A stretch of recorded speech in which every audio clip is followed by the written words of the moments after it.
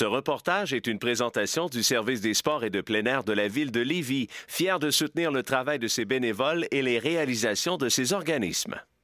Le tennis est un sport très populaire chez nous. On le sait tous avec, évidemment, depuis 20 ans, le Challenge Bell. Mais savez-vous que Lévis a accueilli une tranche du Challenge Bell Junior? J'ai piqué votre curiosité. Écoutons le reportage. Déjà, on prépare la relève. Déjà, on trouve une compétition des plus stimulantes. Voici le Challenge Bell Junior.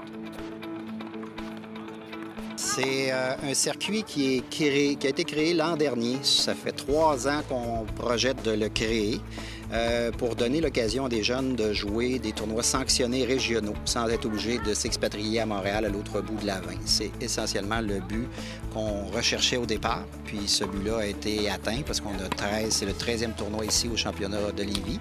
Et il y a au-delà de 800 jeunes qui ont participé dans toutes les étapes qui se sont tenues à travers la région de Québec. Adressé autant aux garçons et filles, différentes classes se retrouvent au menu. 16 ans et moins, 14 ans et moins, 12 ans et moins, 10 ans et moins, garçons et filles. Et on a aussi un volet B parce qu'on recherche vraiment que ce soit un circuit de développement. Donc, autant pour les jeunes qui ont des classements, pour leur aider à faire des points, pour aider à leurs sanctions provinciales, mais aussi développer une clientèle régionale, les gens de parcs extérieurs, comme ici à Lévis. L'endroit faisait tout son sens vu la vocation sportive de la ville. Et en plus, un tournoi amateur y était présenté pendant 10 ans. Lorsqu'on a su qu'il y avait le circuit régional junior, on trouvait ça intéressant de participer à ça. D'autant plus que je te dirais que depuis 2 ans, on s'était réorienté dans notre tournoi à ce que ce soit seulement des juniors parce qu'on s'était dit que les adultes, eux autres, avaient l'occasion de jouer. Puis pour les juniors, c'était plus difficile d'avoir cette occasion-là. Alors déjà, depuis 2 ans, c'était un tournoi qui était plus dédié à des juniors. Pour la première édition, on a 67 participants qui se sont inscrits. Nous autres, je t'avoue qu'on est satisfait de ça, là, parce que pour une première année, c'est quand même le fun. Là-dessus, on va avoir à peu près pas loin d'une vingtaine de Lévisiens. Fait que c'est quand même bon.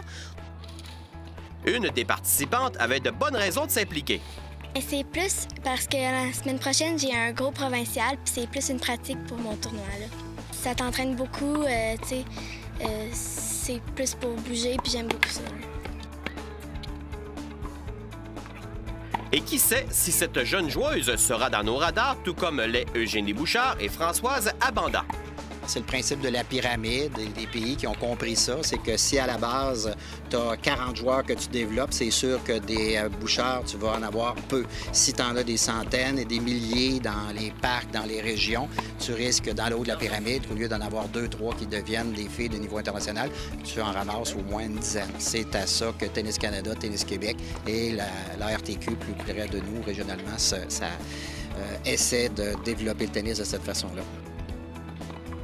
Nous pouvons constater combien les infrastructures, tout comme les services offerts aux jeunes, permettent une belle progression. D'ailleurs, Lévis a bien compris cette réalité. On a 11 sites où on peut pratiquer le tennis dans nos 3 arrondissements. Ça donne la possibilité aux gens d'avoir 43 courts de tennis. Fait que c'est quand même un potentiel d'infrastructure, d'équipement qui est intéressant. Puis, écoute, on a comme un budget d'opération aussi. Là, on embauche du personnel estival l'été pour s'assurer qu'on a un bon service clientèle. Ce tournoi aura été un moment afin de rendre hommage à un jeune Lévisien. Olivier Lamontagne a fait plusieurs championnats québécois. Il a même fait championnat canadien, puis 2 tournois internationaux aussi. Alors, il s'est vraiment démarqué, là, je te dirais, sur la scène lévisienne. Puis, Olivier est décédé accidentellement à 21 ans au mois de septembre. En terminant, le circuit Challenge Bell Junior aura une place de choix lors de la 20e édition du Grand Frère. Les gagnants dans chacune des catégories vont pouvoir jouer sur les cordes du Challenge Bell durant la fin de semaine.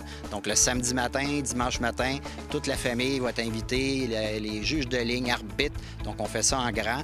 Les jeunes qui vont se mériter la victoire au Grand Prix vont jouer sur les terrains du Challenge Bell. Une première édition intéressante qui laisse place à un avenir typiquement lévisien, c'est-à-dire aller encore plus loin. Ce reportage était une présentation du service des sports et de plein air de la ville de Lévis, fier de soutenir le travail de ses bénévoles et les réalisations de ses organismes.